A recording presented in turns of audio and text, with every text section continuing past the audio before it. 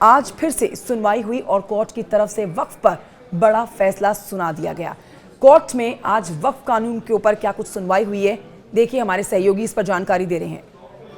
इस वक्त की बड़ी खबर कही जा सकती है, 7 दिनों की अंतरिम राहत दी गई है। सुप्रीम कोर्ट से इस वक्त की बड़ी खबर कही जा रही है कि 7 दिनों की अंतरिम राहत मिली है और उसमें कुछ अपडेट जो है वो अभी किया जा सकता है। अभी फिलहाल कोर्ट में आपस में बातचीत जो है वो की जा रही है और ख़ास तौर पे ये 7 दिन का जो वक्त है और इस मामले पे आगे की जो सुनवाई है उस मामले पर कोर्ट के द्वारा बातचीत किया जा रहा है। और जिस तरह से इस मामले पर जो कहा गया है कि इस बीच में कोई भी नियुक्ति नहीं होगी, कोई भी नियुक्ति का तात्पर्य वो भी मैं स्पष्ट कर देना चाहूँगा कि गैर मुस्लिम शख्स का उस जो कमेटी जो बनेगी, जो परिषद जो बनेगा, उसमें उनका रोल नहीं होगा।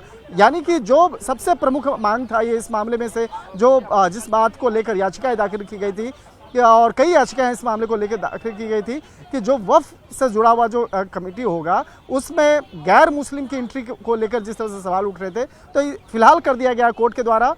जिस तरह से इस मामले में तुषार मेहता ने उन्होंने भी इस मामले पर स्पष्ट कर दिया।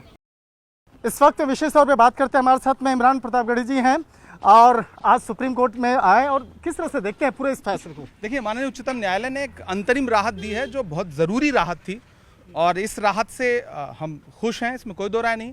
देश भर से बहुत सारी याचिकाएं थी, मैं भी उनमें से एक हूँ और ये बिल पूरी तरह से कॉन्स्टिट्यूशन के खिलाफ है। जो अमेंडमेंट लाए गए थे वो सिर्फ और सिर्फ वक्फ की ज़मीनों को हड़पने के लिए सरकार की एक कोशिश थी, एक साजिश थी। और मुझे खुशी है कि माननीय उच्चतम न्यायालय और माननीय मुख्य न्यायाधीश महोदय इस बात को समझ रहे हैं और जो उन्होंने पॉइंट्स रखे हैं उससे पता चलता है कि भविष्य में हमें और बेहतर रिलीफ मिलेगी। आज की रिलीफ के लिए माननीय उच्चतम न्यायालय का बहुत शुक्रिया। कम से कम अगले 1-1.5 हफ्ते तक सरकारी तौर पर वक्फ की ज़मीनों को लूटा नहीं जा सकेगा। नियुक्ति के मसले पर भी रोक लगा दी गई है। धन्यवाद। यही सारे पॉइंट थे जो हमने पार्लियामेंट में उठाए थे, जिसके लिए पूरी जेपीसी में अपोजिशन के मेंबर्स कह रहे थे कि आप इन सारे सुझावों को मानिए, लेकिन वो नहीं मान रहे थे। आज बहुत खुशी का जो एक पल आपके चेहरे पर देखा जा रहा है। फिलहाल बहुत मायूस भी नहीं थे और अब बहुत खुश भी नहीं है, लेकिन हम संतुष्ट हैं कि माननीय उच्चतम न्यायालय संविधान बचाने के लिए, ये हमारी जीत नहीं है, ये संविधान की जीत है। संविधान से देश चलेगा, संविधान से कानून बनेंगे, किसी की मर्जी से नहीं बनेंगे। ये सरकारों को समझना चाहिए। शुक्रिया।